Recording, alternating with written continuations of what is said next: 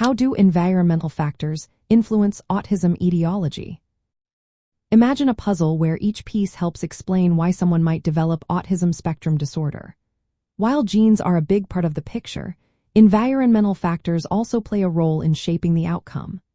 Autism spectrum disorder is a condition that affects how a person communicates, behaves, and interacts with others.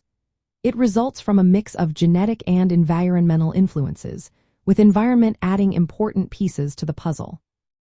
During pregnancy, a mother's health and environment can influence the risk. For example, exposure to air pollution or pesticides during pregnancy has been linked to a higher chance of autism. Certain medications taken during pregnancy, like valproic acid, are also associated with increased risk. Maternal health issues such as infections, fever, diabetes, obesity, or immune system problems can impact fetal development. Pregnancy complications like preeclampsia, which causes high blood pressure, may also increase the risk. Parental age is another factor. When parents are older at the time of conception, the likelihood of genetic mutations or changes in gene regulation can go up, which might influence autism risk. Birth-related factors matter too.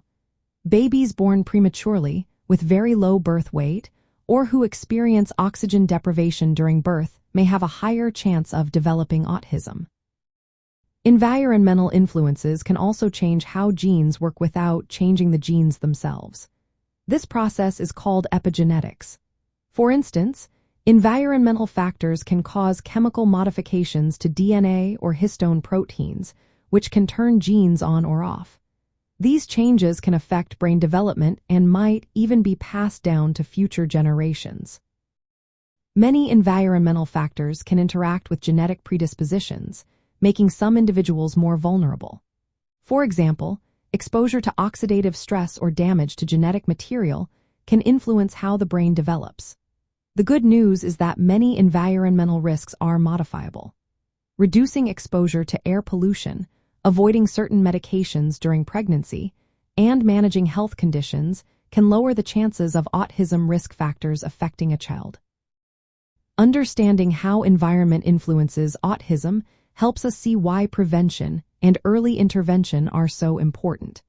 It also highlights the need for careful health management before and during pregnancy. By combining knowledge about genetics and environment, we can better support families and improve outcomes for children with autism.